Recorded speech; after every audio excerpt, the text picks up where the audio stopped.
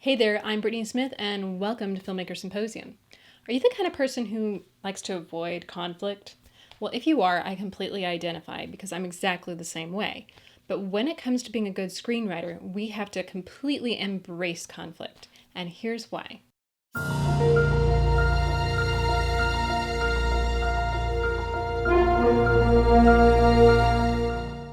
Have you ever run out of gas on a highway?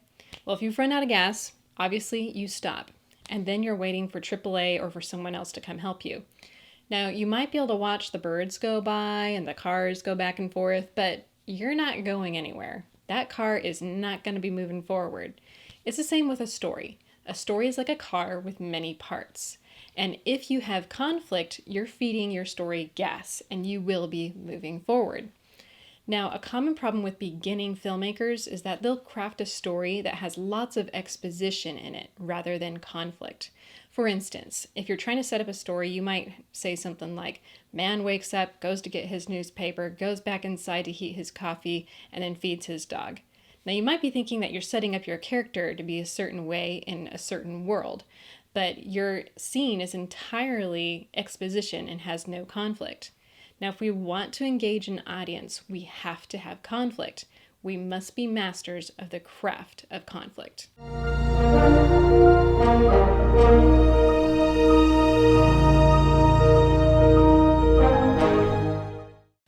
So there are 3 different kinds of conflict that we can use in our story.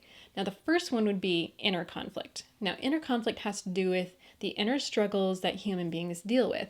So it could be grief, it could be guilt, it could be unrequited love, it could be identity crisis, whatever it might be. There's something deeper beneath the surface, but inner conflict is something that you cannot see openly. It's something that is deep down inside of a character. Now, the second type of conflict would be personal conflict. Personal conflict has to do with relationship conflict. So maybe this is a relationship problem with the husband or the family or friends or whatever it might be, someone in your community. But this is more like what soap operas use. It doesn't mean that it's limited to soap operas because you can use personal conflict in any kind of genre. But soap operas base their entire stories on personal conflict. So that's what personal conflict is. Now, the third form of conflict would be external conflict.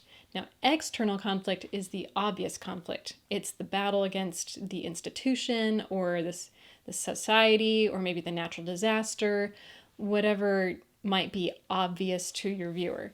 So these are the things in our stories that seem to be the main conflict in a story. Now, you can base a movie on one of these conflicts entirely, or you can mix them around and kind of use a little bit of all of them.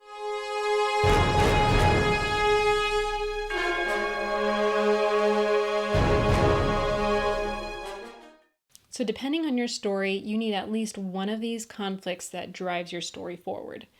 Now, it's optimal to actually have all 3 conflicts in your story. So if you can manage to do that, it adds complexity and makes your audience more engaged. Now, here's an example of creating a story with 3 different kinds of conflict. Let's take the story of the Prince and the Dragon from another video that I did. If you remember, the prince had a family and they lived happily in their palace, and then one day the dragon comes and kills his father, the king. So we could present these 3 conflicts with this inciting event. We could say, on the external end of things, he's trying to save his city from the dragon. So that's part of the external conflict that he's dealing with through the whole story. Then there's the personal conflict of personal revenge against this dragon for killing his father. Then there's the inner conflict, and there's so many different options you could do with this, but we could say maybe he is known for not having courage, and he has to muster up the courage to fight this dragon by the end of the story. So throughout the story, we're dealing with his struggle with fear and his struggle with cowardice, and then at the end, he does something heroic and courageous.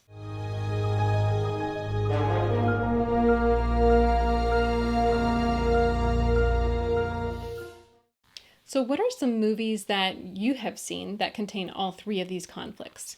Does it make them more interesting or less interesting? I'd love to hear from you and start some discussion in the comments, so be sure to let me know.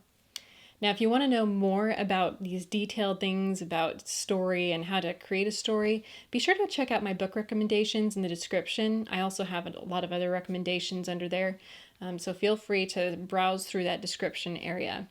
But thanks for watching. Be sure to subscribe and like, and I'll see you next time on Filmmaker Symposium.